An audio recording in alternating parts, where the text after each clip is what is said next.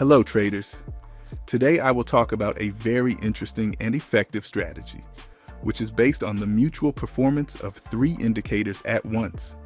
And this strategy is interesting because all three indicators are oscillators, such a group of technical analysis indicators, which are applied under the chart. For example, we have here three examples of the most popular oscillators. These are applied directly to the chart, and they help you find pivot points or points where medium-term trends start on the chart. The indicators work in a similar way. They show oversold and overbought zones on the charts. This is how Stochastic RSI and MACD work. When stochastic lines are above the overbought zone, it means that now the price is higher than it was on average during the specified period. Conversely, when the price is in the oversold zone, it means that the price is now lower than it has been on average in that section of the chart for that period. When both MACD lines are in the overbought zone, it means that the asset is relatively expensive and there is likely to be a correction or a downward price decline soon. Conversely, when the indicator is in the oversold zone, it means that the asset is now worth relatively less than it was worth on average before. And it means that at this particular moment, we can wait for a rebound upwards or the beginning of correction. Let's analyze each of the indicators separately. Let's start with the main indicator for this strategy. It is stochastic. It can be used to show the very oversold and overbought zones. Let me tell you right away that we can add all indicators for this strategy through the technical indicators menu by entering their name. And this strategy needs indicators with standard settings. We don't need to change anything. We go to the indicator search menu, enter RSI, MACD, or Stochastic. And specifically for this strategy, we only need the basic settings, apart from a couple of moments for RSI.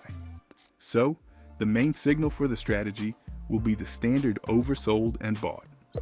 When both stochastic lines are in the overbought zone, it means that we should get a downward correction soon. Here, for example, here's the overbought zone, here's where we got a correction, here's the overbought zone, and we've even gotten that long-term trend. The problem with stochastic is that it gives signals very often, and many of them will be inaccurate. Many traders, in principle, do not use stochastic separately. It is used in combination with other indicators. Let's take a look at the second indicator in this strategy. It is an indicator, the Relative Strength Index, the RSI indicator. Let's add it to the chart, the Relative Strength Index. It looks like this by default. Here's exactly the same strategy with both overbought and oversold zones. For example, here the chart touched the oversold zone and we got a downward trend. Here the chart has touched the overbought zone and we got an upward trend. But it makes no sense for us to use all three indicators in the same way. It just doesn't make sense because the overbought and oversold zones are considered by all these indicators in approximately the same way. Therefore, RSI in this particular strategy, we will only use it to determine the trend, whether it is ascending or descending. To do this, we go to the indicator settings, go to style, and set the overbought zone not at 70, but at 50, and the oversold zone also set at 50. As a result, we get an RSI indicator with one average line, which we need in this case only to determine the trend. In this strategy, when the indicator is above the 50 mark, it means that the trend is upward, and we are looking for trades only upward, and we only confirm upward signals. When the RSI is below the 50 mark, we are in a downtrend, and we're only looking at downward signals, and we're only confirming downward signals. And the third indicator in our strategy is the MACD indicator. Here's what it looks like on the graph. It consists of a histogram and two moving averages. MACD indicator helps us to find momentums on the chart well, to find impulses of movements well. And it will in this case work very well as a filtering indicator for stochastic, which gives a lot of signals. Let me briefly explain how MACD signals are read. When we have a fast moving average crossing a slow moving average, this is a down signal for us. And when a fast-moving average crosses a slow-moving average from bottom to top, this is a signal to trade up. As you can see, there was a top-to-bottom crossover here. We can see that the trend is downward.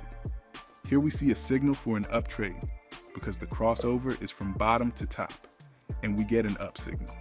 So now let's look at how to use all three of these indicators together. Here they are, plotted on the charts with the settings, as we will use for the strategy. For example, for RSI, we have left only one middle line, and Stochastic and MACD with standard settings. So how do we look for signals now on this chart? Here, for example, if we pay attention to the Stochastic, it has given an overbought signal several times, but they have also been unsuccessful. As you can see, they were inaccurate. Same from downstairs. Stochastic has given at least 1, 2, 3, 4, 5 bounce signals, and yet only 2 or 3 of them are positive. As you can see, Stochastic gives us a lot of inaccurate signals, but we use it as a basic signal to find entry points. So we need to find points where both lines are in the overbought zone for a down trade and in the oversold zone for an up trade. So here, for example, we see that on Stochastic, both lines are in the overbought zone. Here we have an opportunity for an up trade. Next, we look at the RSI indicator, and it should confirm to us the signal for the trade down, that the trend is now down.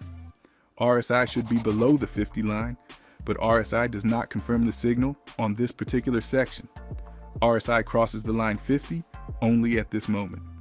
As you can see, we have both lines in the oversold zone, and the RSI has crossed the 50 mark. We now have 2 confirmatory signals. Third confirmation signal, we look at the MACD and look for a signal for a down trade, for the fast moving average to cross the slow moving average from top to bottom. So we see that we have a major signal from Stochastic, we see confirmation from RSI, and we see confirmation from MACD. There was the exact same signal here, just a short time ago. Right here, at this point, we can make a trade down. Now let's look at the reverse scenario for the trade up. For an up trade, the situation should be reversed. That is, both stochastic lines should be down in the oversold zone. The RSI indicator should be above the 50 line. This means that the trend is upward and we enter trades upwards, and the MACD lines should cross from bottom to top. This also gives us momentum to enter the trade. Let's use this real chart example to see how this signal would work. So we get the stochastic signal right at this point. As you can see, if we just went up on the stochastic, we would have gotten a negative result. But according to our strategy, we got the stochastic signal right here, and we're looking at the RSI. He's not confirming the deal upwards for us. The RSI is below the 50 line, and we are not entering a trade here. Right up to this point, this is where the RSI crosses the 50 level. We have the first signal, we have the second signal. RSI crossed the 50 level, and we look at the third signal confirming. As we see, the MACD line crossed from the bottom to the top, and we get 1, 2, 3 confirmation signals. This is where we enter the trade up. That's what we're all ignoring. Here the signals were false. When all 3 indicators give us a signal to trade up, we enter the trade up. Let's see how further, for example, this strategy would work. Here we are, again getting a down trade signal from stochastic. Both lines are in the overbought zone. We should be looking for a signal for a trade down. Looking for confirmation on RSI. We have confirmation. Stochastic is giving us short-term confirmation as well. As you can see, all 3 indicators then bounced in the opposite direction. But even so, here we are. If we enter the trade, according to all these 3 signals, we get a small profit. So you can use this strategy both on flat charts and on trends. But of course, you will get better results on trends and on strong volatile movements. Therefore, I suggest you choose assets that move frequently in a trend. These are major cryptocurrencies, currency pairs, and commodities. Also, the larger you put the time frame, the more accurate the strategy signals will be. Frame at least 15 minutes. The larger the time frame, the fewer signals you will have, but they will be more accurate. Conversely, the smaller the time frame is, the signals will appear more often, but their quality will be worse. This is such a complex yet effective strategy that you can use in your trading. Share your feedback in the comments and see you soon.